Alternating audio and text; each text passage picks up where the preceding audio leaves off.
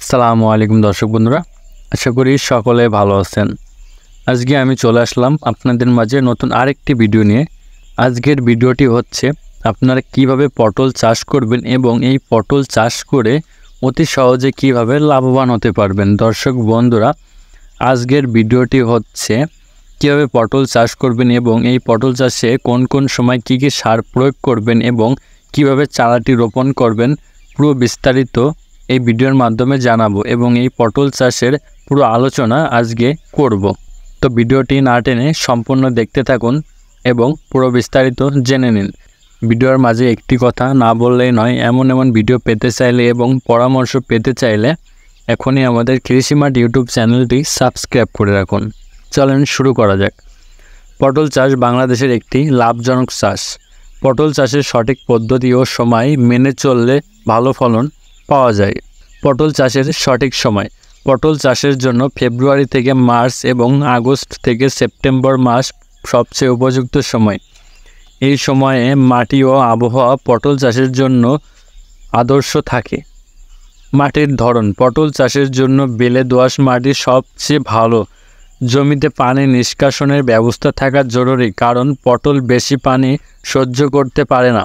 মাটির পিএইচ মান 6 থেকে 7-এর মধ্যে হলে পটলের ফলন ভালো হয়। এইবার আসি দর্শক বন্ধুরা, বীজ ও চারা নির্বাচন। কিভাবে আপনারা বীজ নির্বাচন করবেন এবং চারাটি রোপণ করবেন। পটল বীজের মাধ্যমে সহজেই চাষ করা যায়, তবে বীজ সংগ্রহ করতে হলে সুস্থ ও রোগমুক্ত পটল নির্বাচন করতে হবে। চারাও রোপণ করা যায়, তবে বীজ ব্যবহার করা বেশি প্রচলিত। জমি প্রস্তুত। পটল চাষের জন্য জমি ভালোভাবে চাষ করতে হবে। জমি চাষের সময় 2 থেকে 3 বার মই দিয়ে মাটি ঝুরঝুরে করতে হবে। জমিতে সার প্রয়োগের আগে মাটি পরীক্ষা করে সারের মাত্রা নির্ধারণ করা উচিত। জমিতে জৈব সার ও কম্পোস্ট প্রয়োগ করতে হবে। সারের প্রয়োগ খুব গুরুত্বপূর্ণ একটি দিক হচ্ছে এই সার প্রয়োগ। পটল চাষের জন্য সাধারণত 10 থেকে 12 টন গোবর সার, 200 কেজি ইউরিয়া, 150 কেজি টিএসপি এবং 100 কেজি এমওপি সার প্রয়োগ করা হয় প্রতি বিঘায়।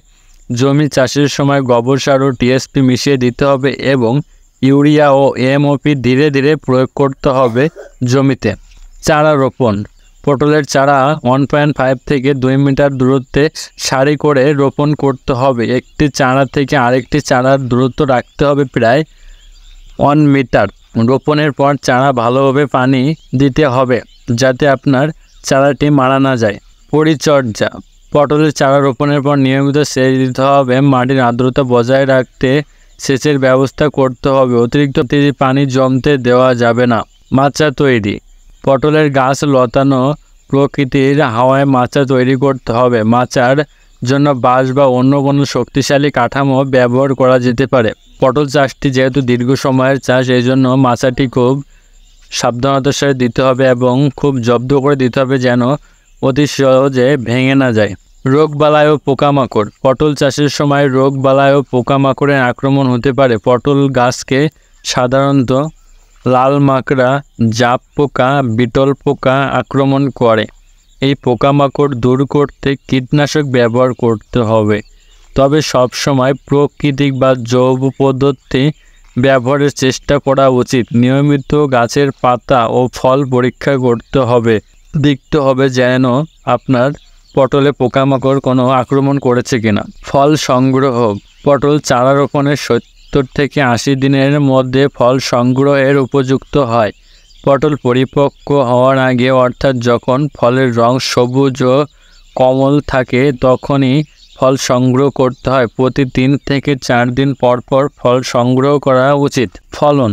সঠিক পদ্ধতিতে পটল চাষ করলে প্রতি বিঘায় প্রায় 7 থেকে 8 টন ফলন পাওয়া যায়। দর্শক বন্ধুরা, আমি যে নিয়মগুলো বললাম, এই নিয়মগুলো আপনি যদি অনুসরণ করে আপনি পটল চাষটি করে থাকেন, তাহলে আমি শিওর এই পটল চাষ থেকে প্রতি বিঘায় আপনি 7 থেকে 8 টন ফলন পাবেন। দর্শক বন্ধুরা, আজকের ভিডিওটি ছিল এই পর্যন্তই। আশা করি পুরো ভিডিওটি দেখে বুঝতে পারছেন এই পটল চাষে আপনারা কিভাবে লাভবান হতে পারবেন এবং এই নিয়মগুলো মেনে চললে অবশ্যই আপনারা পটল চাষে লাভ করতে পারবেন।